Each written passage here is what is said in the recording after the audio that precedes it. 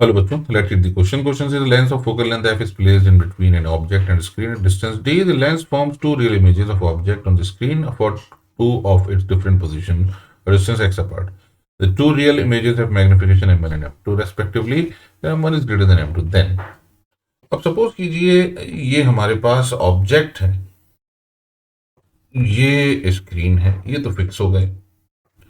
अब हमारे पास लेंस की दो पोजीशन है। हम सबसे पहले यहां पर ये डिस्टेंस जो मानकर चल रहे हैं that is capital D. This distance is capital D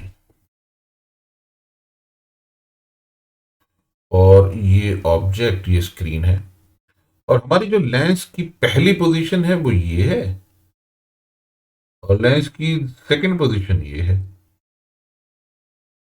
और ये डिस्टेंस x है। डिस्टेंस x हो गया। अब हम ये ले सकते हैं कि पहले जो हमारी इमेज डिस्टेंस होगी वो हो जाएगी u is equals to D minus x upon two और इमेज डिस्टेंस होगा पहले केस में d plus X upon to.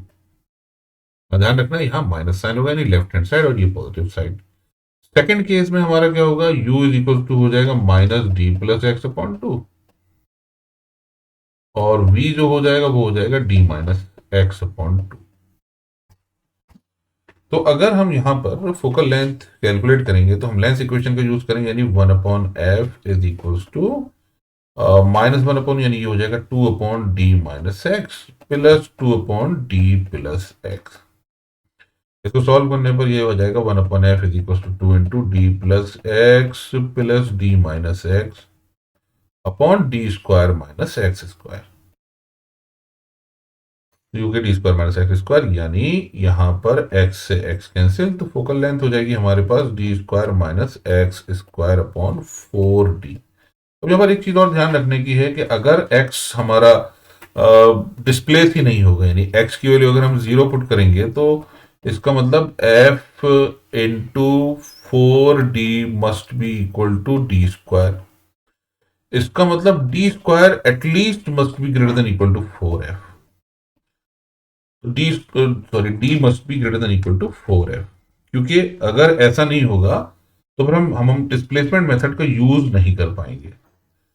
तो हमारा थर्ड और फोर्थ ऑप्शन तो अभी ठीक है। अब हमें चेक करना है फर्स्ट और सेकंड ऑप्शन भी। अब हमें मालूम है पहले केस में हमारा जो मैग्निफिकेशन है that is it is D plus X upon D minus x. दूसरे केस में हमारा जो मैग्निफिकेशन है यानी माइनस साइन भी लगाएंगे यहां पर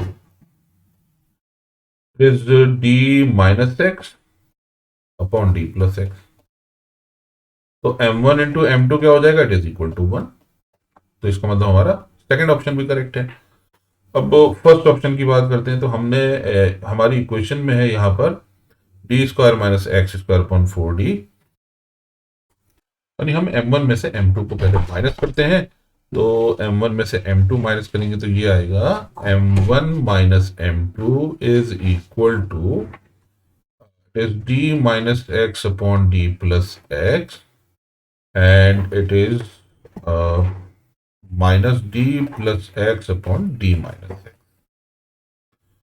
तो इट इज इक्वल टू यानी ये हो जाएगा equal to d minus X whole square यानी हमने ये किया m1 minus m2 and it is minus d plus X whole square upon d square minus x square.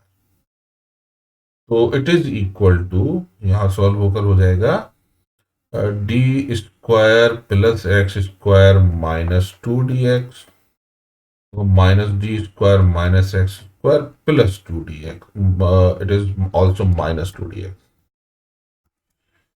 Minus 2dx upon d square minus x square.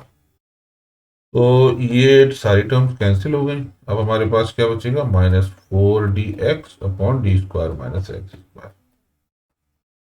हमने calculation हम एक बार जरा देख लेते हैं। कैलकुलेशन ठीक है, हमें सिर्फ मैग्नीट्यूड का ध्यान रखना है। तो यहां पर ये हो जाएगा D square minus x square upon 4d is already equal to focal length. तो इसका मतलब ये हो जाएगा m1 minus m2 is equal to हो जाएगा it is x upon focal length, it is x upon focal length, मतलब focal length is equal to जाएगी x upon m1 minus m2। तो फर्स्ट ऑप्शन भी करेक्ट है हमारा और चार ऑप्शन ठीक है। I hope you understood the solution. Thank you.